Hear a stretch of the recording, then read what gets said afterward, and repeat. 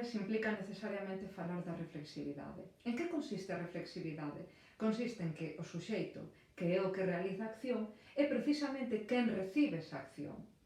E por que estudamos a reflexividade no tema dos pronomes? Porque son os pronomes os que indican esa reflexividade. É dicir, a través deles conseguimos ese matiz reflexivo, ese significado reflexivo. Todos os pronomes? Non todos. Dentro dos pronomes tónicos usamos si, comigo, contigo, consigo, connosco, convosco. Por exemplo, eu falo comigo. Incluso ese pronome tónico reflexivo pode reforzarse co mesmo. Eu falo comigo mesma, vale? Ti falas contigo mesma. Fixadevos que tamén o pronome si pode levar esa preposición para indicar a reflexividade. Fala para si mesmo, incluso aí metendo mesmo como reforzo. Dentro dos pronomes átonos, non todos poden indicar reflexividade, porque a reflexividade quere dicir que o suxeito fai a acción e é quen a recibe. É dicir, é ao mesmo tempo suxeito e complemento directo. Iso que quere dicir? Que dentro de todos os pronomes, os que se usan para marcar a reflexividade son precisamente os que poden ser complementos directos. É dicir, os acusativos. Recordade que na maior parte dos casos, acusativo e complemento directo son sinónimos, non sempre. Ben, quales son eses átonos que poden indicar a reflexividade? Me, te, se, nos, vos e se. Dous ses, este para a terceira de singular e este se para a terceira do plural. Se vos fixades, aquí, nos pronomes átonos que marcan a reflexividade non aparece o, lo, no, a, la, na, porque no canto deses aparece o se. É dicir, que para a terceira persoa especializouse un tipo de pronome para indicar a reflexividade, que sería ese se. Pois ben, xa vimos como a reflexividade semánticamente significa eu fago, eu recibo. Vimos como, dende o punto de vista morfolóxico, as formas que se usan para indicar esa reflexividade son os pronomes. E agora imos ver a reflexividade dende o punto de vista sintáctico. Que función desempeñan eses pronomes cando están dentro dunha oración? Ben, fixémonos neste exemplo. Eu peiteome. Podo ter dúbidas de se é reflexivo ou non reflexivo. O que fago para sair de dúbidas é reforzar esa reflexividade cunha frase preposicional na que meto outro pronome, incluso co indefinido mesmo mesma. Eu peiteome a min mesma. Efectivamente, vese clarísimo que é un caso de reflexividade. Entón, qual é a función deste me? A de complemento directo, acusativo. Por qué? Porque os complementos directos nunha oración sempre indican, sempre fan alusión a quen ou que cousa recibe esa acción, a acción que indica o verbo. Efectivamente, aquí eu son a que fai a acción de peitear, pero tamén a que recibe esa acción. Si eu son a que recibo a acción, como calquera complemento directo, iso vai ser CD.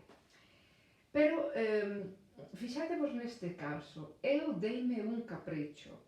Eu deime a min mesma un capricho, efectivamente é un caso de reflexividade, porque ti, se tes dúbidas, reforzas esa reflexividade coa frase preposicional na que vai incluído un pronome, máis o indefinido mesmo mesma, e xa ves clarísimamente que efectivamente é unha oración que leva un me reflexivo.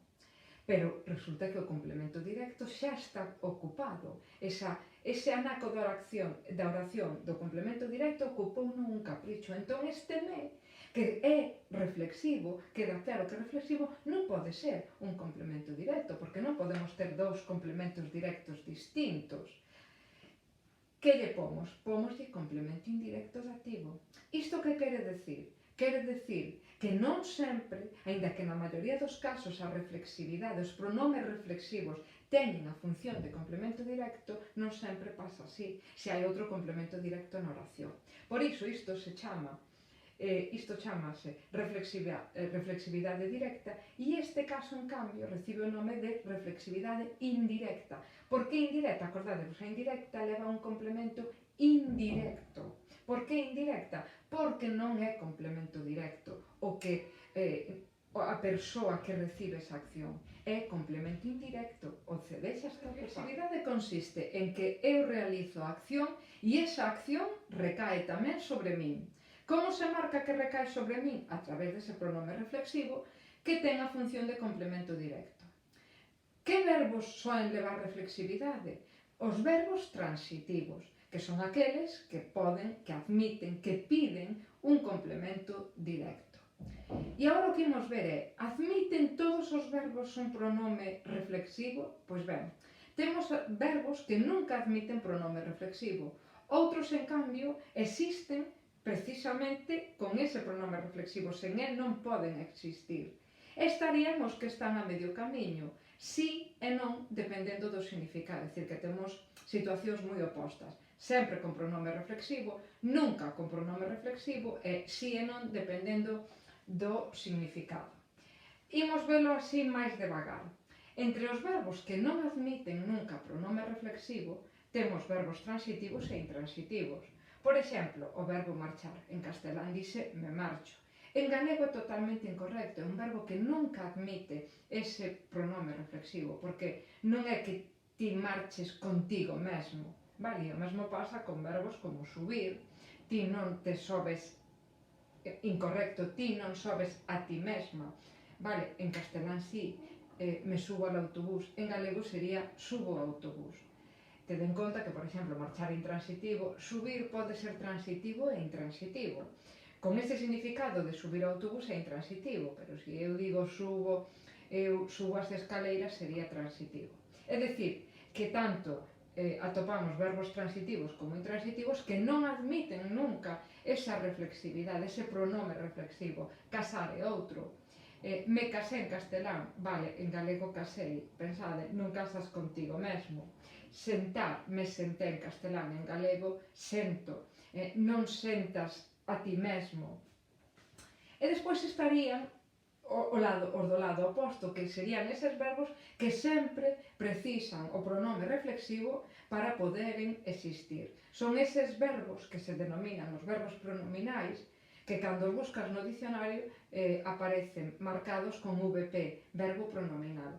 Que función ten aí o pronome reflexivo? Nos verbos pronominais, o pronome reflexivo non ten a función de complemento directo, é dicir, que moitas veces esa reflexividade como que desaparece. O único que faz é coller ese pronome reflexivo e usalo para poder existir, pero sin marcar esa reflexividade. Entón, non ten o pronome aí unha función, é simplemente formante léxico, e aí entrarían verbos como suicidarse, queixarse e moitos máis, vale? Deixo vos iso na aula virtual, unha ficha con máis verbos de cada un destes tipos. Fixadevos que suicidarse non se pode usar sen o se, ou, bueno, sen un pronome reflexivo non podes dicir eu suicido, ti suicidas, tes que dicir eu suicidome, ti suicidas, é dicir, sempre precisan o pronome reflexivo. Igual, queixarse, non podo dicir eu queixo, ti queixas, precisan pronome reflexivo, pero, insisto, ese pronome reflexivo non é complemento directo, é simplemente un formante léxico, como unha parte que necesita o verbo para existir na lingua. E despois estarían eses verbos que poden levar o pronome reflexivo ou non, pero dependendo de se este vai ou non, cambian de significado. Pois aquí puxemos tres, pero hai moitos máis. Por exemplo, afogar, afogarse. Non é o mesmo afogar que afogarse, despedir, despedirse, fixar, fixarse. Fixar é pegar unha cousa, fixarse é mirar atentamente algo ou alguén. Despedir, despedirse, despedirse é decir adeus, despedir é cando te despiden dun traballo, afogar, afogarse, afogar é cando, pois, por exemplo, estás comendo, tragas mal e afogas. E afogarse é, por exemplo, cando vas nadando, te afogas, vale?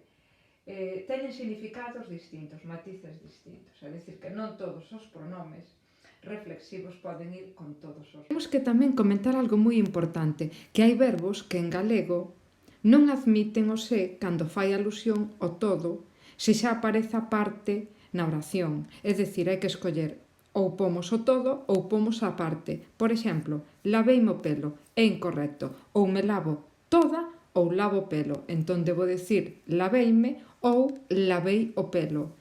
Corteime o pelo, igual, ou corteime eu o todo ou cortei o pelo. Hai outros verbos que tampouco admítense cando xa se intúen que un mesmo é o beneficiado ou o prexudicado por unha acción. Por exemplo, fíxenme un traxe, é incorrecto, xa se intúe que o fixen para min. Entón, digo, fixen un traxe. Comíme unha torta, xa se intúe que fun eu a que comín a torta, entón debo decir comín unha torta. Bebín un zume, intúese que o bebín eu, entón debo decir bebín un zume. Porque se dicimos fíxenme, comínme, bebínme, parece que me estou facendo a min mesma, que me estou comendo a min mesma e que me estou bebendo a min mesma. É como se houvese dous complementos directos distintos. Ou me fago a min mesma ou fago o traxe, ou me como a min mesma ou como a torta, ou me bebo a min mesma ou bebo o zume.